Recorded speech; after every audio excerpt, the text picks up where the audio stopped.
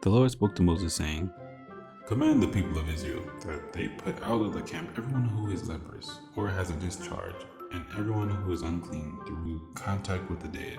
You shall put out both male and female, putting them outside the camp, that they may not defile their camp, in the midst of which I dwell.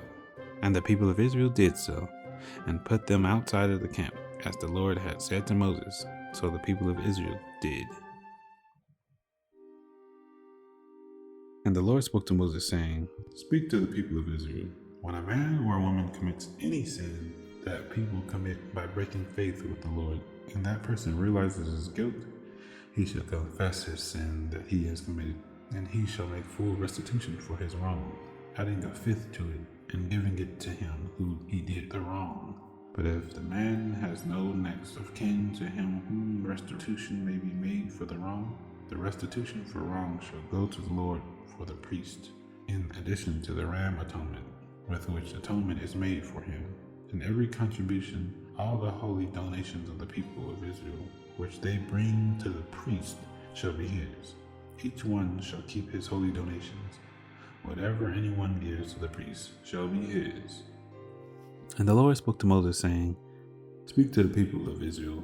If any man's wife goes astray and breaks faith with him, if a man lies with her sexually, and it is hidden from the eyes of her husband, and she is undetected, though she has defiled herself, and there is no witness against her, since she was not taken in the act, and if the spirit of jealousy comes over him, and he is jealous of his wife, who has defiled herself, or if the spirit of jealousy comes over him, and he is jealous of his wife, though she has not defiled herself, then the man shall bring his wife to the priest, and bring the offering required of her, 1/10 of an ephah of barley flour.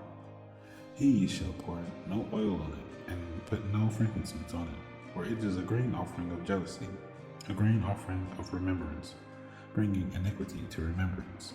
And the priest shall bring her near and set her before the Lord.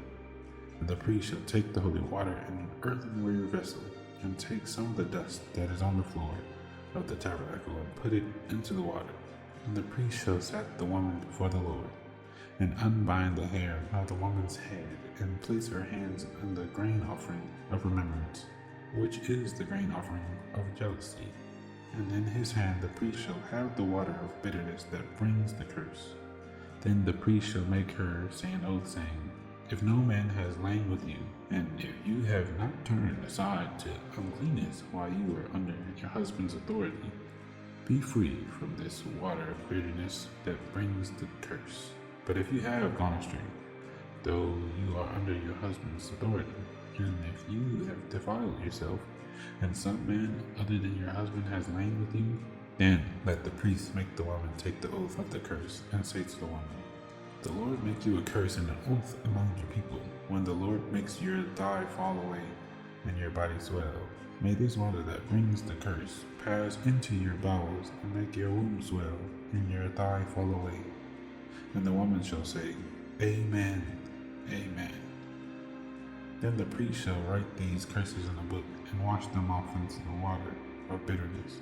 And he shall make the woman drink the water of bitterness that brings the curse.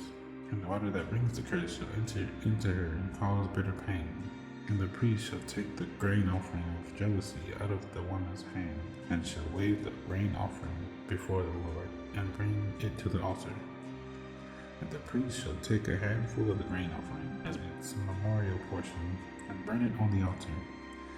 And afterward shall make the woman drink the water. And when he has made her drink the water, then if she has defiled herself, and has broken faith with her husband, the water that brings the curse shall enter into her, and cause bitter pain, and her womb shall swell, and her thigh shall fall away, and the woman shall become a curse among her people.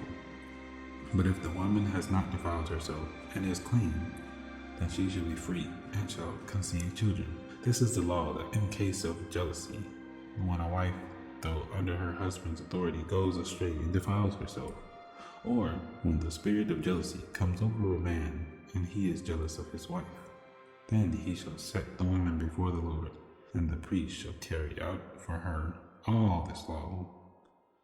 The man shall be free from iniquity, but the woman shall bear her iniquity.